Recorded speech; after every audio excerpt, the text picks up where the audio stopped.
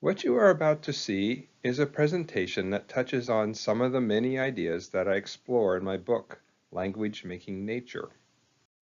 Let's begin today with a remarkable but easily overlooked moment in American history. On July 4th, 1803, President Thomas Jefferson announced to the American people that the United States had just purchased the Louisiana Territory from France, effectively doubling the size of the United States with the stroke of a pen. Intensely curious about this vast new landscape and facing political opposition stirring against this purchase, Jefferson urgently needed information about this territory and its resources, so he turned to one of his closest confidants, his secretary, Meriwether Lewis.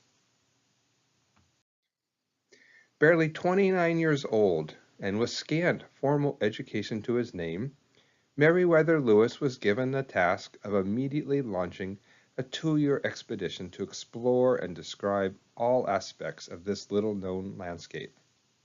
And so, on the morning of July 5th, with the ink barely dry on newspaper headlines, Meriwether Lewis left Washington, D.C., and set out on one of the most significant journeys in American history, together with his friend William Clark and 43 other young companions. Over the next 2 years, they traversed an incredibly complex and challenging landscape that had never been observed or described by European settlers. Starting from the Great Plains, they crossed the Rocky Mountains and followed the Columbia River across areas that we now call Missouri, Nebraska, South and North Dakota, Montana, Idaho, Washington, and Oregon. What they saw and experienced was without precedent in the European imagination. Imagine what it must have been like to cross an unexplored continent like this, wandering endless landscapes with flocks of birds blackening the skies, herds of buffalo that took days to pass, thousands of species of undescribed plants and animals, and diverse tribes of native peoples who spoke incomprehensible languages. And your job was to describe all of this in words, words that didn't exist yet, for the future and for your president. Most people don't think about this, but in terms of language, this was a pivotal moment in American history. In the course of filling more than 5,000 journal pages, Lewis and Clark were forced to invent over 1,000 words to describe things for which they had no names. I imagine that there must have been something so invigorating and thrilling about being alive when everything was so fresh and new and full of possibility, when the entire continent was a vast tapestry waiting to be painted with words. This realization led me to start wondering, where is the language-making energy of our time, and what it would look like to approach language with the same freshness and vigor that Lewis and Clark did. In response, I spent 4 years researching the history of the English language and looking closely at the pieces and processes that have gone into shaping the language as we use it today. And I wrote a handbook on how we could use those same pieces and processes to create our own words in our own time. I now do a lot of work helping companies create brand names. This is a topic that some of you might be familiar with. When you have to name a new product, a new company, or a new strategy, and you generate hundreds and hundreds of names and then winnow these down to a handful of options that your client chooses from. So this is an example of language making. But at the same time, something like this is usually a one-off with a very specific naming goal created under a stressful time deadline. And what gets me much more excited is thinking about continuously playing with language, as if it were an art form like paint or clay. I want us to learn how to tinker with language and sketch with language like an artist or a designer sketches ideas in a notebook, just because it's fun and not because we're working on projects with pressing deadlines.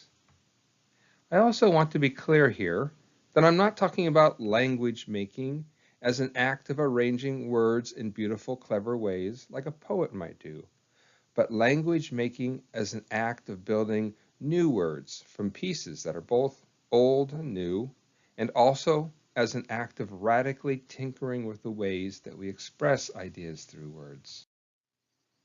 But what prevents us from playing with language in this way?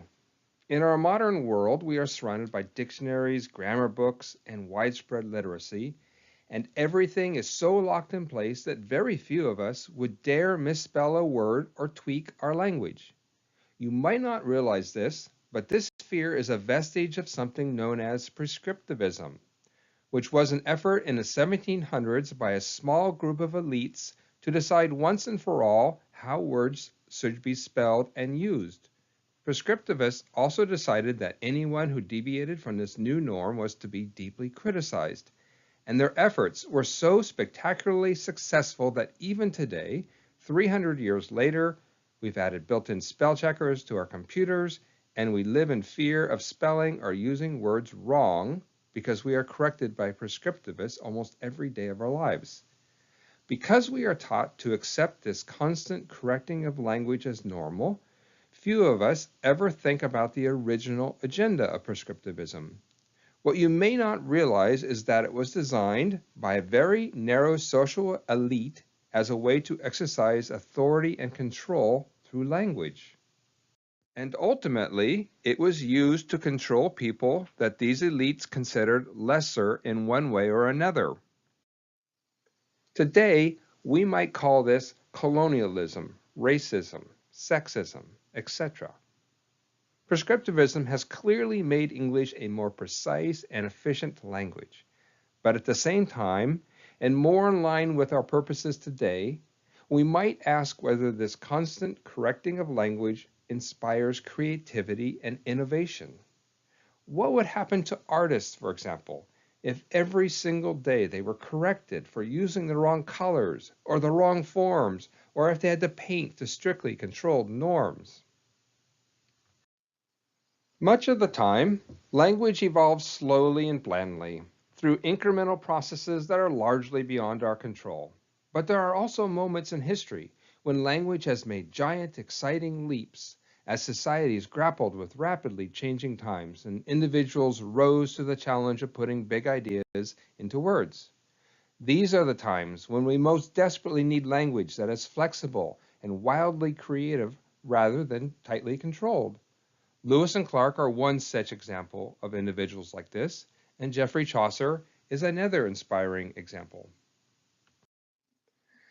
Chaucer came along at a pivotal moment in the late 1300s when England had just emerged from 400 years of French occupation, and the intellectual superstructure of the English language had been completely gutted. Chaucer is a towering figure because he single-handedly created nearly 2,000 new English words. And not only words, but elevated words that spoke of the mind and the heart and the aspirations of a people at a time when no English words existed to speak of those values. Take a look at some of the words that Chaucer invented and see if you can tell what he's doing. Many of his words will be familiar because we still use his words today. Yet many other words aren't familiar because they are nonce words. Words that Chaucer invented and then used only once. It has been estimated that 40% of the words Chaucer used in his many books were nonce words. What this means is that he was pushing his language really, really hard and making up words prolifically without worrying about looking like a fool. He was playing and having fun. And what's super important to realize here is that Chaucer's nonce words are not nonsense words. These are not trivial inventions. Chaucer's words were serious and deeply thoughtful attempts to speak of values at a time when his own language offered him almost no models to work with. And this is exactly the type of language-making energy that I get excited about. So let's turn our attention to the task of word-making itself. But first, why is it important to make new words? I believe that it is absolutely vital that we create new words because words can be thought of as vessels that hold meaning. As soon as these vessels of meaning are filled and locked in place, words become mundane and lose their magic-making power. Simply put, we stop noticing words as soon as they meet our expectations. Therefore, we need new words and new ways of using words to keep our language fresh and vibrant. Language can only evolve when it has lots of messy, juicy material to work with, when we're adding lots of pieces to the mix that need to be sorted out.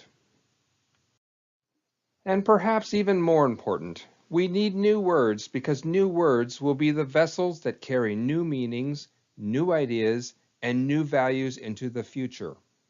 The textbook example of what happens when a word is created to carry new meaning forward is the word genocide, which was created in 1944 as a way to speak of atrocities that were not being named. And as soon as the word was created and spread through popular media, it launched an urgent human rights conversation that has been with us to this very day. Another example might be the word biophilia, which was introduced to the world in 1984 by the biologist E.O. Wilson and has since sparked a vibrant conversation around the world. For example, there is now an international biophilic cities movement that has spawned a generation of books, academic positions, and as of last month, a new magazine. There are countless ways to play with words and language. Some of them are pretty obvious, while others are much more subtle. And, I might add, all of them are a lot of fun to play with. Today, I'm just going to focus on a few simple ways to think about words, with the understanding that we could go much, much deeper into this topic. As a starting point, let's acknowledge that many of the words we already use have complex layers of depth that we seldom tap into. Even straightforward words that we don't think about can offer rich fields of layered meaning. It turns out that the word tree, for instance, is deeply connected to a large field of words built around the idea of truth and trust. In fact, all of these words evolved from the same source word, so there's lots of room here to play with these connotations. For example, if I'm tinkering with the word tree, I might want to use it in a new way that hints at the idea of truth and trust. These are the kinds of layered meanings that I'm always looking for, because I want my words to shimmer with hidden depth rather than serving as lifeless placeholders on the page or screen. When I start playing with words, one obvious place I turn are the old languages that have informed English as it evolved as a language. The dictionaries of these old root languages offer tens of thousands of gorgeous words waiting to be tweaked, played with, and brought back to life. For instance, only 15% of the words that were used in Old English are still used today in modern English. But what this means is that 85% of the rest of the words were left behind. And in this mix, there are many beautiful words and concepts begging to be used again. And very few people ever think of medieval Latin or its relationship to English. But medieval Latin is what happened when the rigidly controlled classical Latin of the Roman Empire broke down during the Dark Ages. For hundreds of years, classical Latin devolved into a wild frontier of radical language innovation. And out of this juicy, crazy mix rose the Romance languages like Spanish, French, and Italian. Personally, I am extremely fascinated by medieval Latin, and I am probably one of the few individuals in the world who owns the entire 17-volume Dictionary of Medieval Latin, just because I think it is a perfect example of what can happen when you begin radically playing with language. Medieval Latin also deeply influenced English because it gave birth to French, and well over 30% of our words in English are French words due to the fact that France occupied and ruled England for nearly 400 years. A vast number of Old French words entered the English language and are in daily use today, but a vast number of equally interesting words never made it into English and are freely available to be adopted now. When I play with words, I am also acutely aware of our modern tendency to erect a boundary around the spelling and meaning of each word, and to think that that is the only way to spell and use that word. This is an idea created by prescriptivists, and it is an idea that continues to be reinforced by prescriptivists. For example, my Webster's Dictionary gives me one spelling for the word lake, and ignores the fact that in the history of English this word has been spelled many other ways, including these forms here. The same thing is true with the word bird, which has been spelled in many different ways, including the ways here. And this is true for many, many other words that we use on a daily basis. So not only have multiple forms of the same word been in use at the same time, but words also frequently change shape over time. For example, the word angelic started out as the Greek word angelikos, then became the Latin word angelicus, then the Old French word angelique, then the Middle English word angelique, and finally angelic. Now I want all of us to step back a moment and stop thinking about language as an efficient tool for communication, which it is for important reasons, and more as a creative instrument with endless possibilities. All of these words mean the same thing, and therefore all of these versions and other versions like them are theoretically interchangeable. What people don't understand is that these types of spelling tweaks are unrealized creative opportunities. It's the same word, but suddenly there's room to play and experiment with its forms, just like an artist or a musician has the freedom to play and experiment with artistic and musical forms. And keep in mind that these creative opportunities are more than just a series of alternate spellings.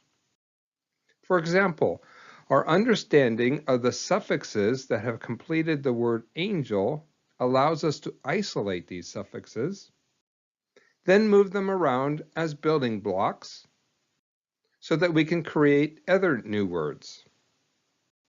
Or we could take the forms given to us by the word lake and try these out with other words that have a similar shape.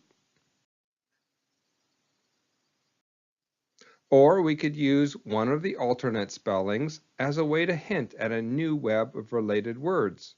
For example, using the spelling board instead of bird might suggest a new web of related words alongside word, world, and wold, which is an old word for forest. Or we could play with giving different spellings slightly different meanings, like using bird, board, and bird to name birds in different seasons. Keep in mind, as always, that we're just improvising with different ways of playing with language. It doesn't mean that every experiment will be useful or look good. We're just trying to break open the limitations on how we think about and build words. Like Chaucer, or like an artist sketching ideas in a notebook, we should be doing this prolifically and not worrying about looking like fools. When I speak of creativity, I'm also thinking about pushing the boundaries of our customary reactions to and perceptions of the world around us. For instance, our culture prefers detached, mind-centered information, things that we can see with our eyes like color, or things that we can see in our minds like form. So many of us forget to touch the world, and we tend to overlook texture words. In my book, I give the example of a toad, a familiar animal with dry, warty skin. Now imagine that you were given the task of touching and describing this animal's skin. If you came up with words like dry, warty, or rough, these would all be adequate choices, but you've already lost the creative battle if you stop here. Things get a little bit more interesting if instead you take the object name and combine it with unexpected suffixes, which is one of the possible ways of creating new texture words. This might give you phrases like toad in skin. Or you could try out the suffixes we just got from angelic and add those, and you might end up with things like toadique skin. Or you can push the envelope even further and start building new texture words by using older names for the object. For example, the medieval Latin word for toad is batrax, and the ancient Greek word for toad is phrenos. Then you can add suffixes to invent perfectly legitimate new texture words like batraxic, batraxish, or phrenic, or phrenoid.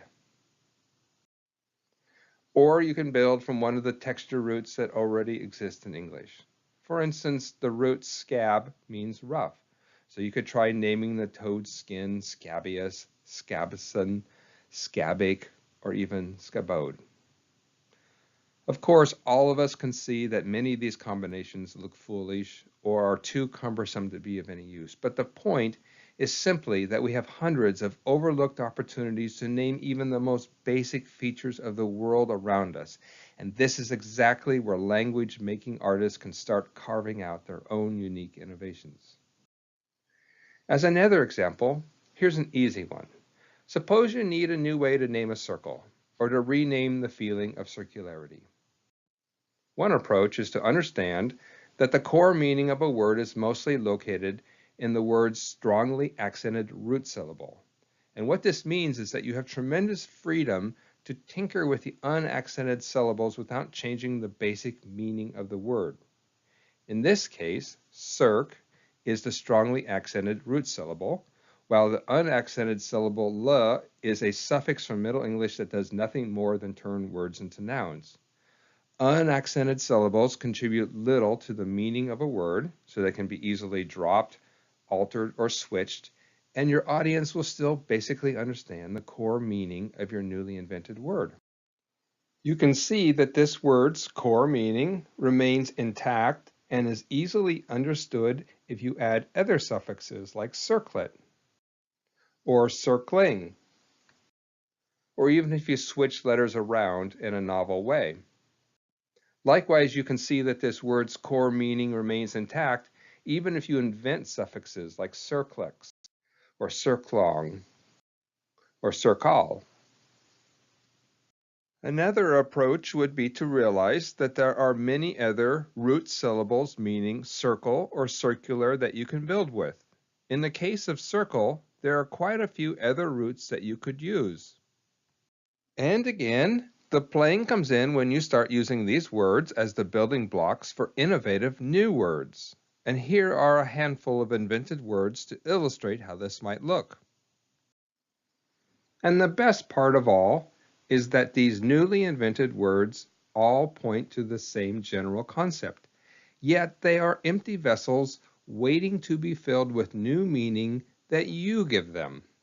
Even if your reader doesn't instantly recognize these words, you can easily see that these new words, along with the context you use them in, will readily suggest to most people that you're talking about a circle or a circular concept. And just like when we renamed the toad's skin, you can see that we have many, many unutilized opportunities to rename any shape or idea in our world. And here's another place where you can play, with the tendency of people to switch letters around. Remember that bird used to be spelled bread. When I showed this slide earlier, did you think it was strange that bird used to be spelled bread? But if you think that's strange, consider the fact that for over 100 years, the word wasp was considered exactly equivalent to the word wops. Or that the word horse used to be spelled hras. In retrospect, these all look crazy, but they reflect an important and extremely productive language-making process called metathesis. Metathesis involves the switching of adjacent letters, and it has created countless words in the English language. For example, the fact that we count to the number 3, but divide something into thirds is a relic of letter switching from Old English. But it's easy to think that metathesis is something that happened in the far distant past, because, I mean, really, who would be crazy enough to spell horse as harass today? But the fact is, metathesis is an active, ongoing process. Consider how most of us say the word pretty, which most people say as purty, or how most people say comfortable, which most people say as comfortable, or cavalry, which most people say as calvary, or introduce, which is said as introduce, or prescription, which is said as prescription. These are examples of spoken metathesis, because we don't spell words that way yet, But over time, people will start spelling words the way they hear them. And this is exactly how a word like bread became bird. My point here is simply that letter switching is a valid and highly productive language-making process. Yet how many of us take advantage of this amazing tool and use it to proactively create new words?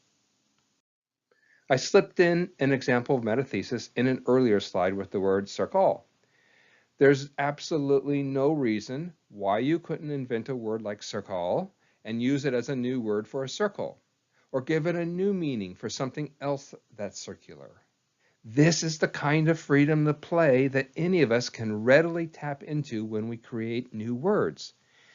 And keep in mind that my examples of renaming a toad's skin or renaming a circle may be simple, silly examples. But our long game is to learn tools that we can use to name new visions and new ideas. There are many more language making tools we could talk about.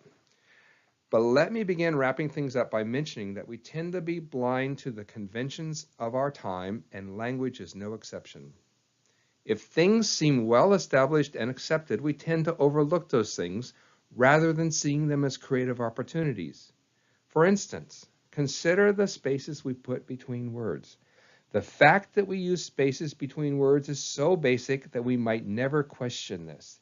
Yet these spaces are nothing more than an invention, and a relatively modern invention at that. So do you know where the idea of putting spaces between words comes from? For thousands of years, all texts were written without spaces in a process called scriptio continua, which required highly individualized attempts to read texts.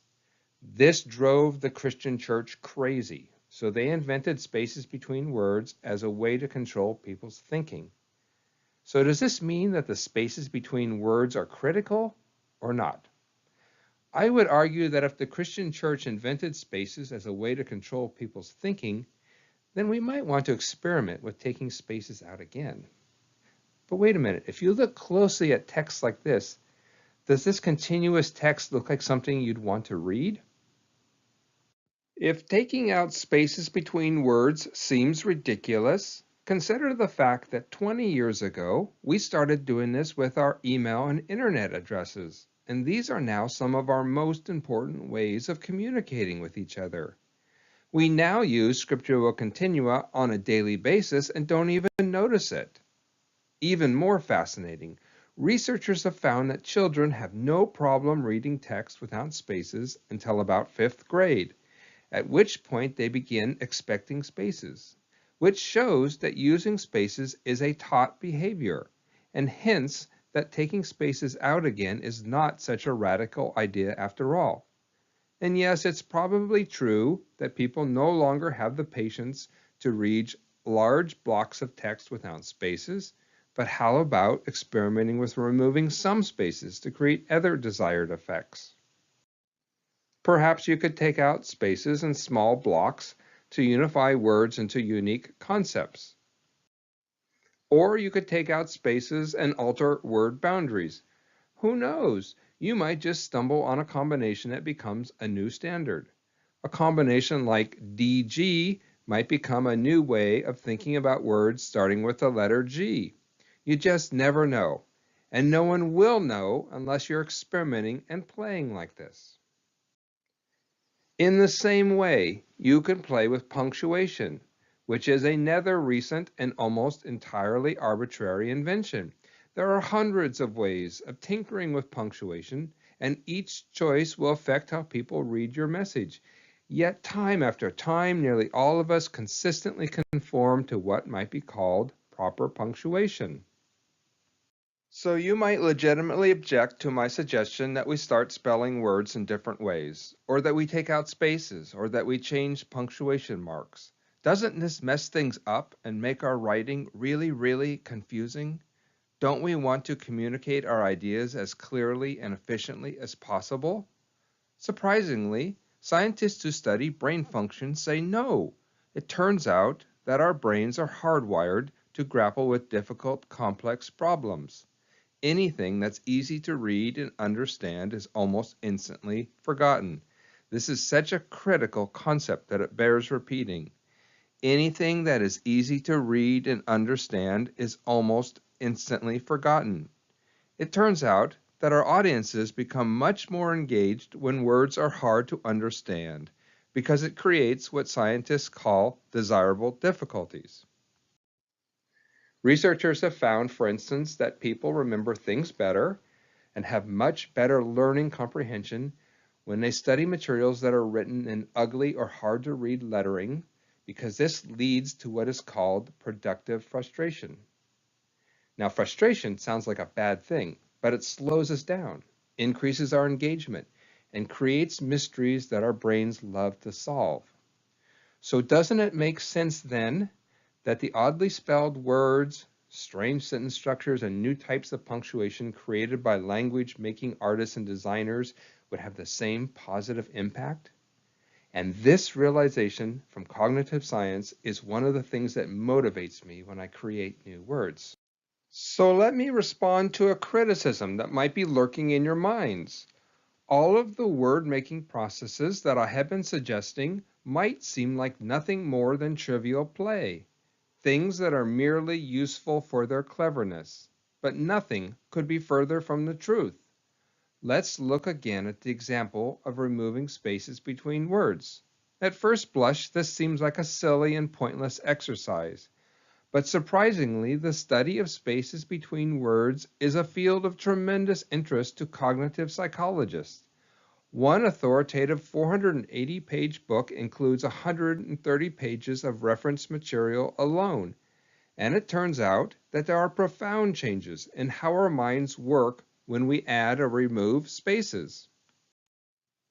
Think about how we perceive or don't perceive words when we quickly skim text. Most of us read text without bothering to look at each word. And this act of reading, which is, mind you, a modern act of reading, is only possible because spaces between words allow us to memorize word silhouettes, what psychologists call Bauma shapes. As your eye skims over this standardized form, consider how easily you can read it without needing to take in or think about each word on the page. When we do what we call reading, we are actually doing little more than scanning word silhouettes. In fractions of a second, our eyes and brains recognize words based on distinctive, previously memorized shapes. As a consequence, when you read text with spaces that clearly isolate the physical shape of each word, the overall width of your vision expands significantly, allowing you to instantly and superficially scan large blocks of text at once. This is highly efficient and perfect for a fast-moving industrial society, but as artists and designers and writers, we should be asking ourselves whether disposable, hyper-efficient reading should always be our goal. Do we really want people to quickly skim and then forget our work? However, when we read text without spaces and without the clear physical outlines of familiar words, the span of our focus narrows in dramatically as we are forced to engage with text in very small sets, almost letter by letter. The result is an entirely different reading experience and a profoundly different cognitive experience. Now, recall that a few moments ago I posed the question of whether language making is a trivial exercise. I give you this example of taking out spaces as one way of demonstrating that experimenting with words and word creation may be playful, but is by no means trivial. Taking out spaces is simply one of many tools that you should be aware of, and these are tools that you can then use or not use as part of consciously crafting your language. All of the ways that we might tinker with words, with spelling, with punctuation, or with grammar are very potent tools. Playing with language clearly alters the way that our brains take in and process information and ideas. Playing with language also creates juicy material that our culture has to grapple with. And perhaps best of all, playing with language opens language up to the same creative freedom that artists have when they work with paint, or musicians have when they work with musical scales. And if we're playing, we might be more likely to give voice to our values, aspirations, and dreams. It is my hope that you will be able to use some of these tools in your work and that you will challenge all of us to think about language in new ways. Thank you for listening today.